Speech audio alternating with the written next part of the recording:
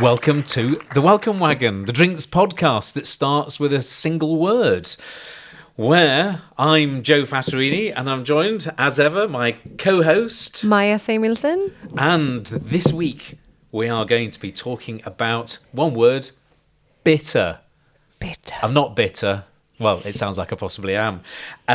We are going to talk about it as a flavour and as an emotion and how it plays a part in drinks. And also, this is one of those ones where we can delve a bit into anthropology.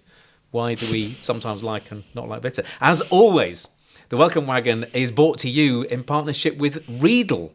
And we have a beautiful array of Riedel glasses in front of us, don't we? Here we've got a Pinot Noir Nebbiolo glass. We've also got a beer glass and we've got a rocks glass. So not just wine glasses, although particularly excellent wine glasses, I think it's fair to say. Isn't that right?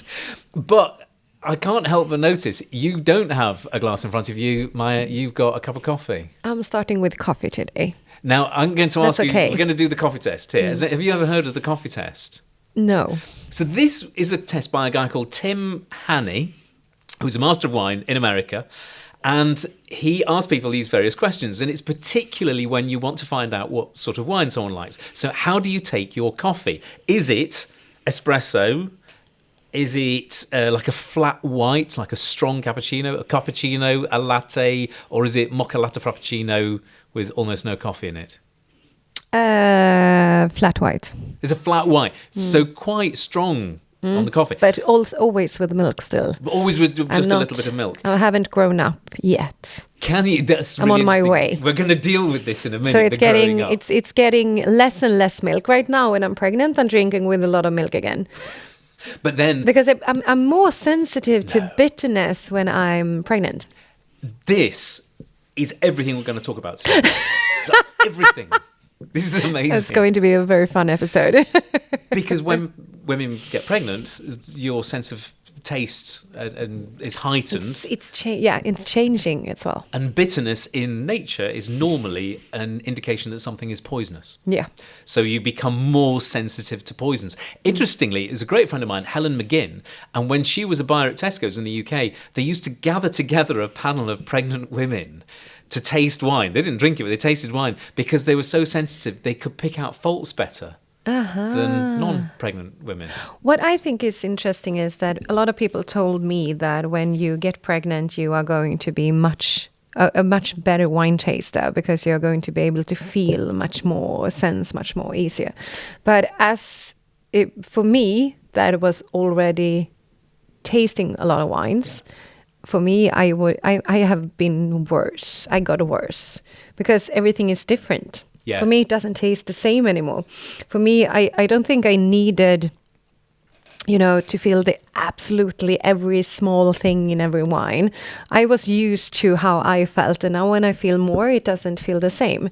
And a lot of wines also, because that was a thing that I was afraid of, because I taste a lot of wine, even if I spit in my work as well.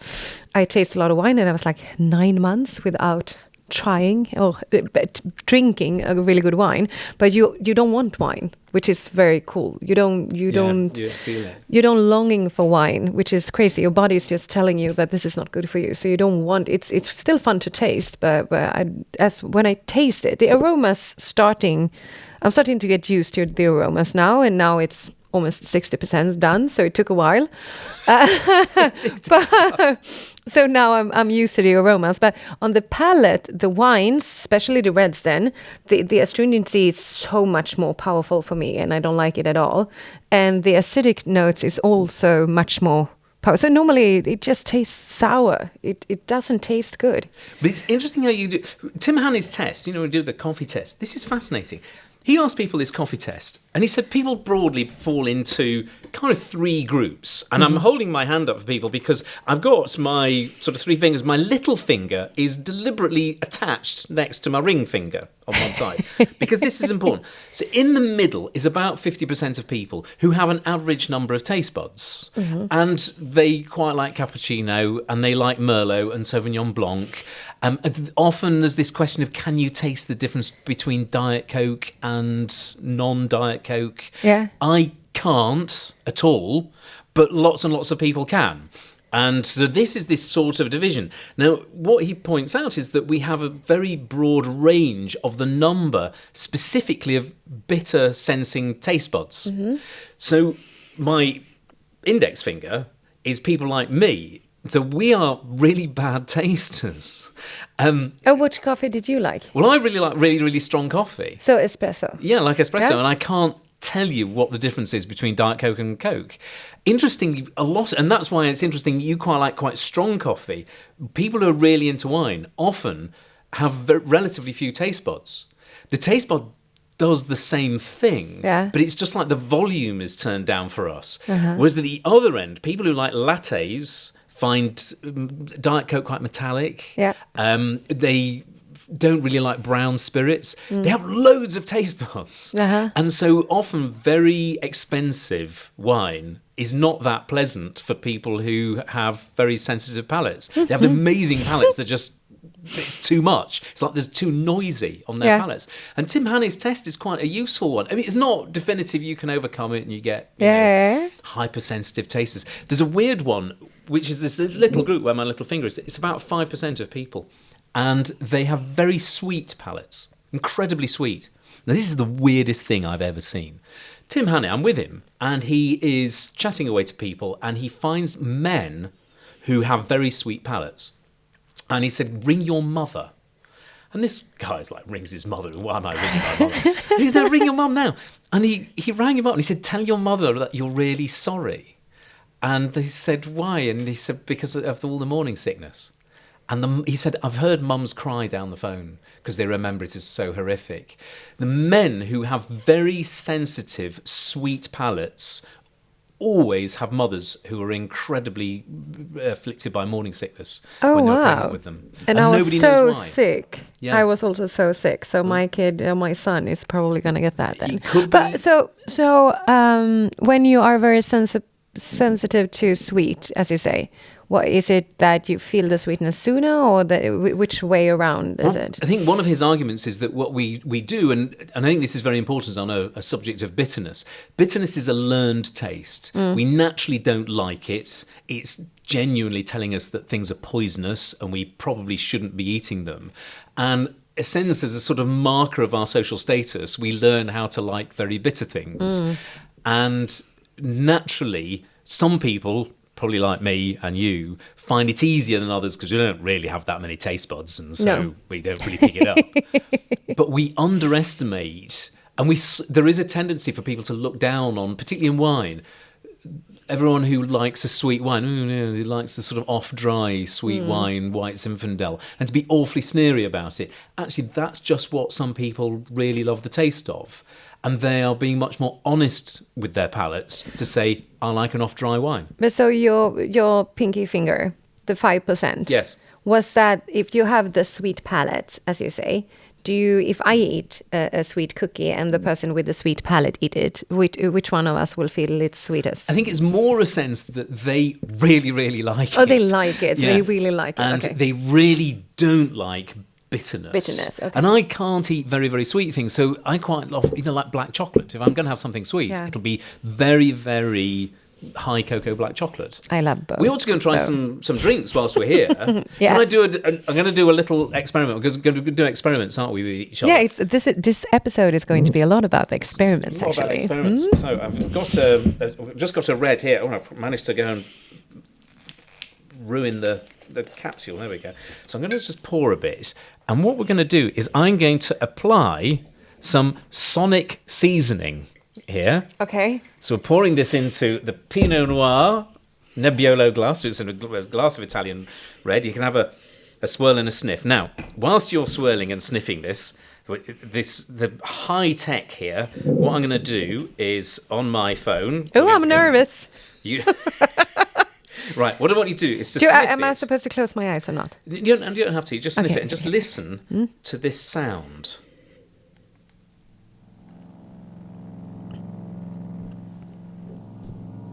Just very low.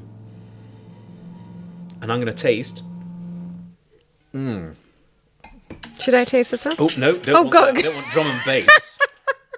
I don't know where that came from. So that is a taste, that is a sound that is meant to make the wine taste more bitter. But I didn't taste it.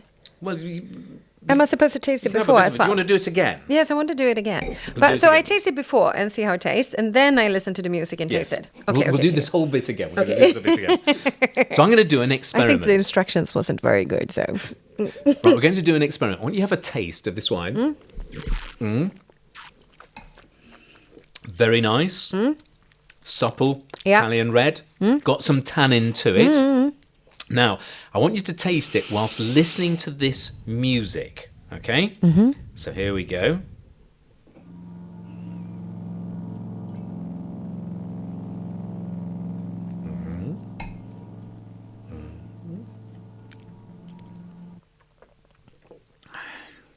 Now keep that thought. I want you to do a third taste listening to this music.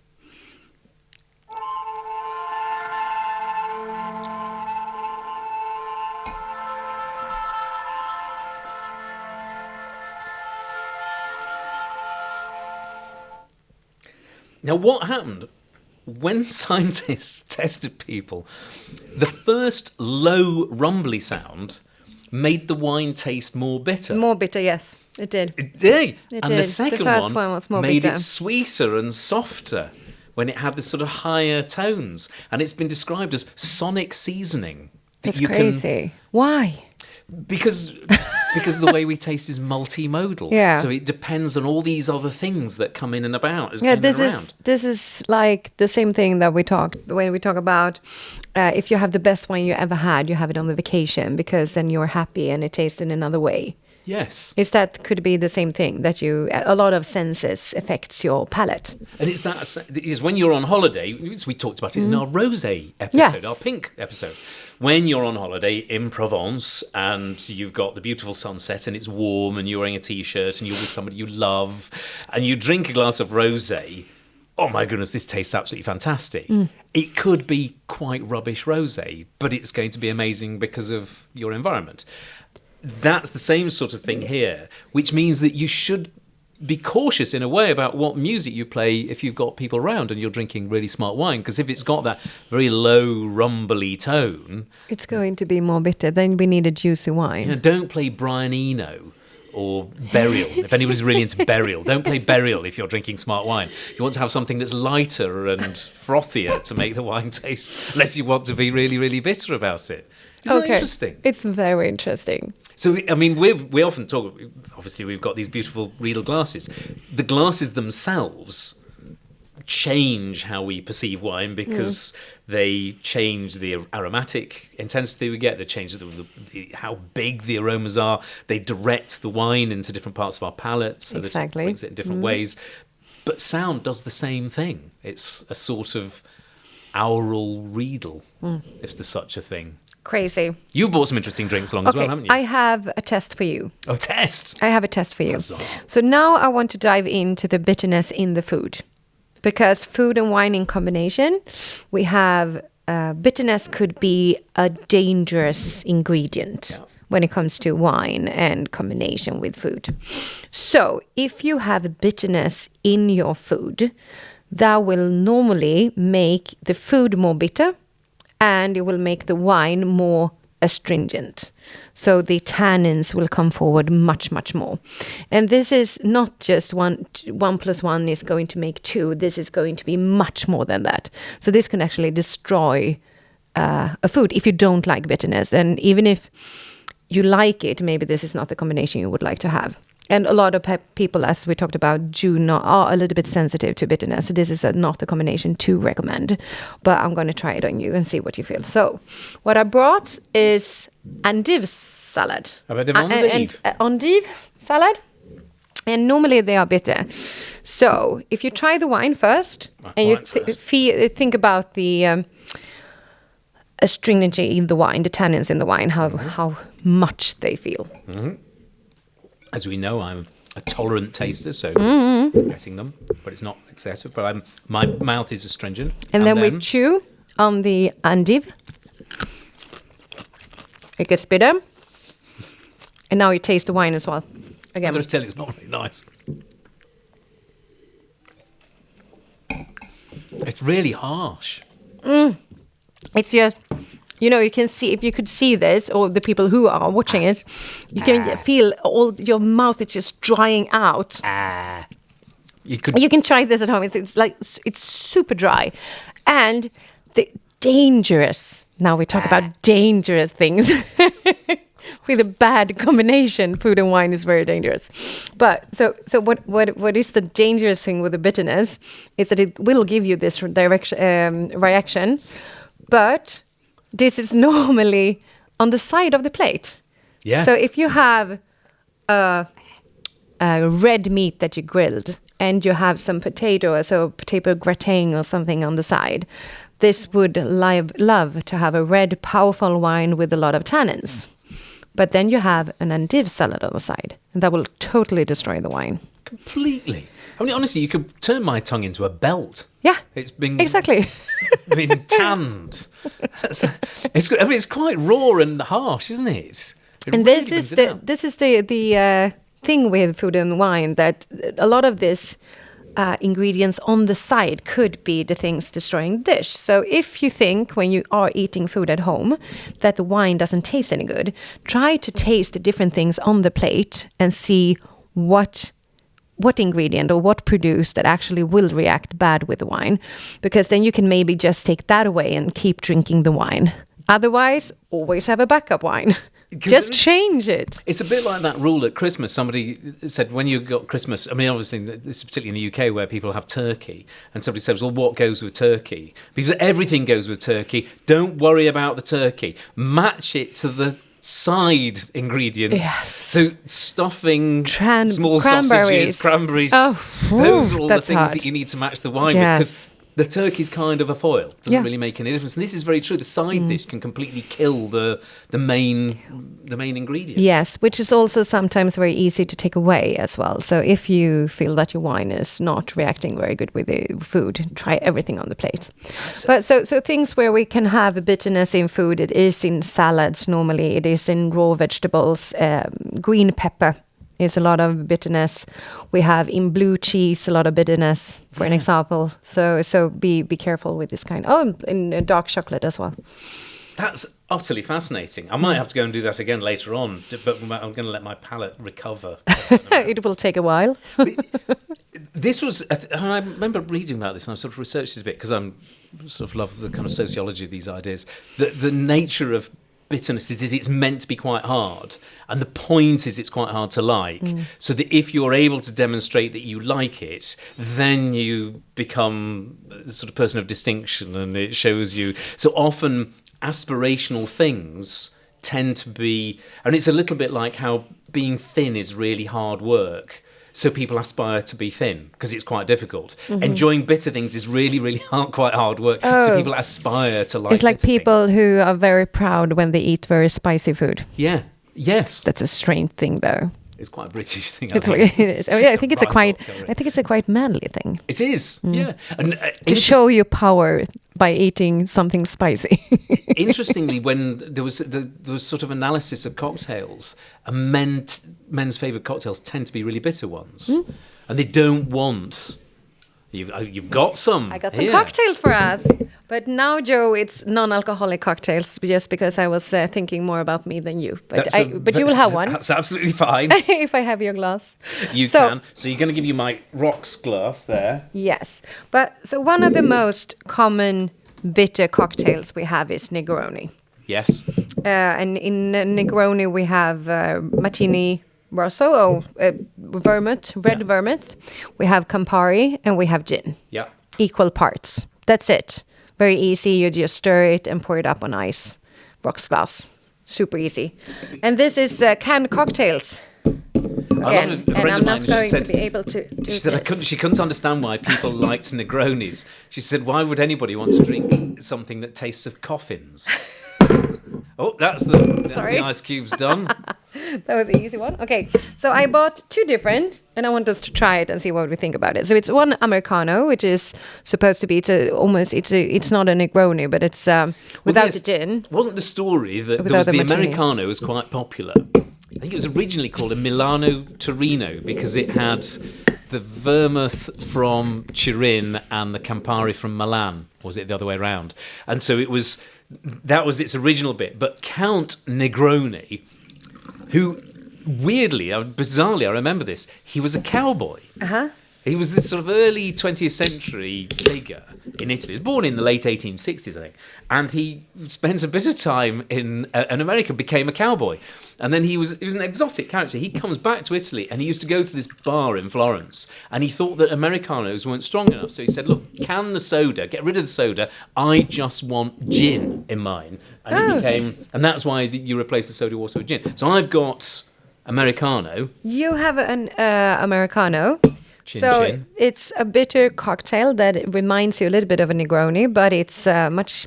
If you don't like Negroni, which could be very strong and very powerful and concentrated and a lot of alcohol, this is a little bit lighter because you have the soda, as you talked about. So you have an Americano, which is non-alcoholic, and I have a Negroni, which is not non-alcoholic, which is called Nay-groni. And Nay in Swedish is no. So no groni, because it's no alcohol. Apparently, this is a thing about Negronis. And somebody didn't want to mention this to me. They said it's spawned loads of other things because you get things like a Negroni Spagliato. Exactly. Other you variants. top it with Prosecco. Yeah, absolutely. It's become a sort of phenomenon in its own right. It does taste a bit like We can't have an coffins. episode without talking about the cocktail Negroni.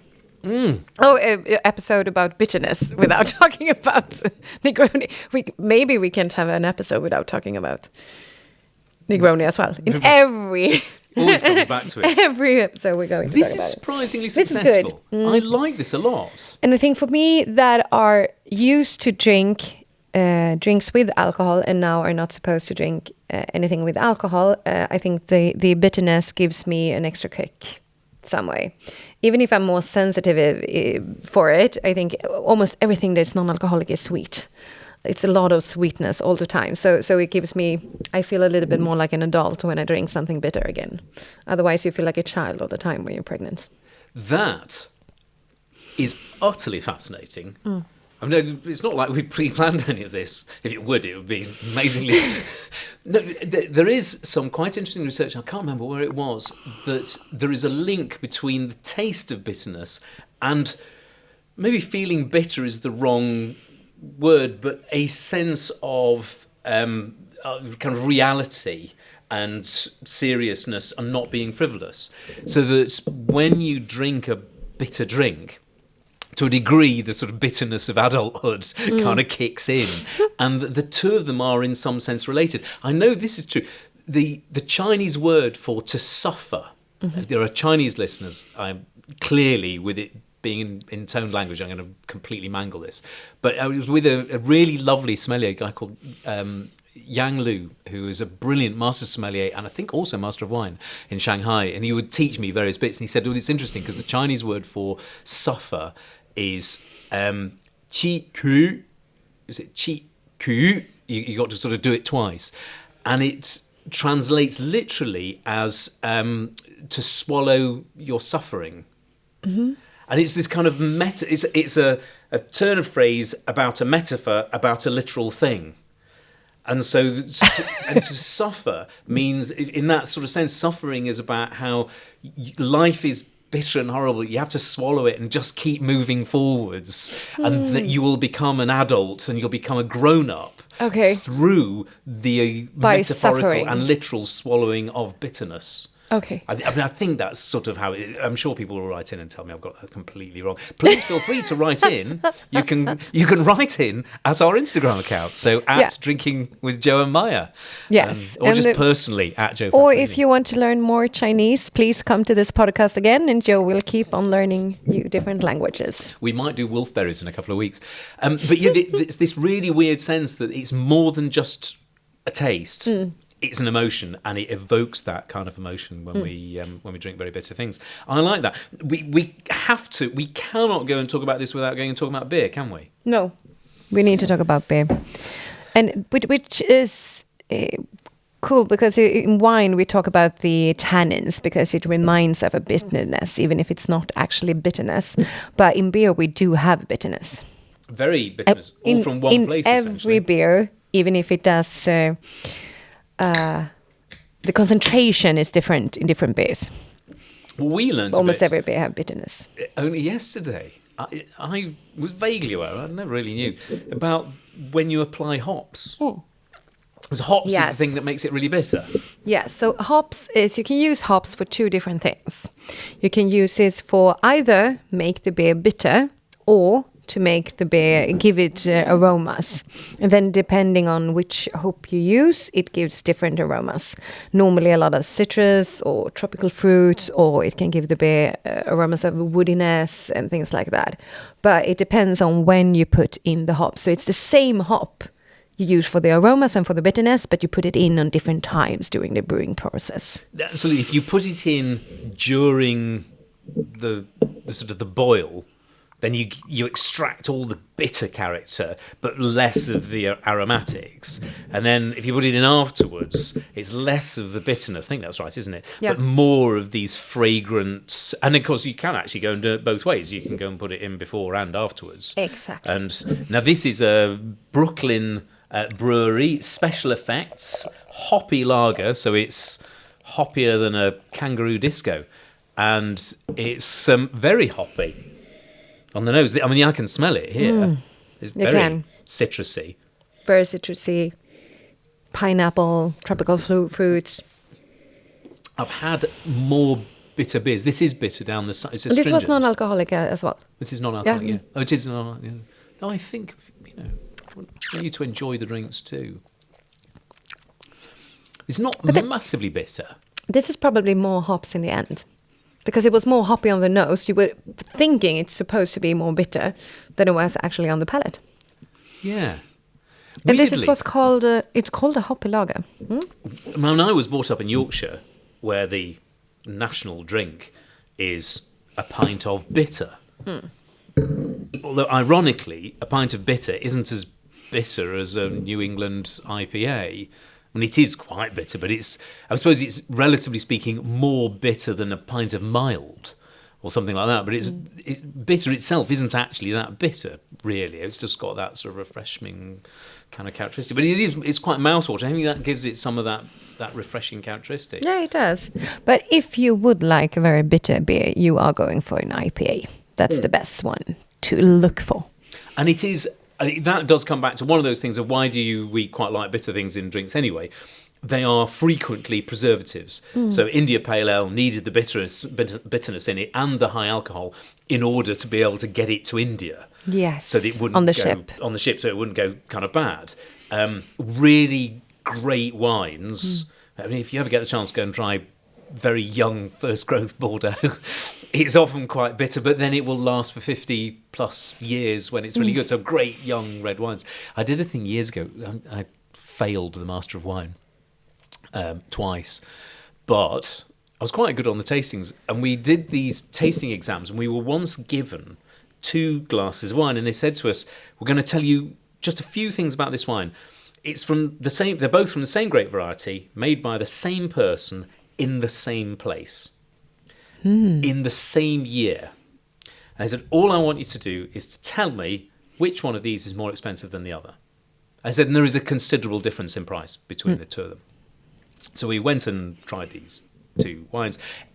We were Master of Wine students, so we kind of figured it was Pinot Noir, and it was from Burgundy, and it was clearly pretty good Pinot Noir from Burgundy. And they said at the end, right, who thought wine A was the best? And it was the more expensive. And half the room put their hands up. And I wasn't one of half the room. And he suddenly go, oh, no, I got the wrong one. And then presumably the other half of you thought the other one was the most expensive. And we said, yes, absolutely. And we were right. And all the first group were outraged. And they said, but it was disgusting. It was like really, really revolting. Why did you like the second one? And the interesting part was that young wines have less bitterness, they've got less acidity, they're easier to go and enjoy. We were trying Grand Cru wine from Chambol Moussigny. I think it was Le Moussigny, actually. It was really, really smart. So, I mean, there was a multiple of 10. Like, one of them was £70. What's that? 800 crowns. And the other was like £700. It was sort of 8,000 crowns.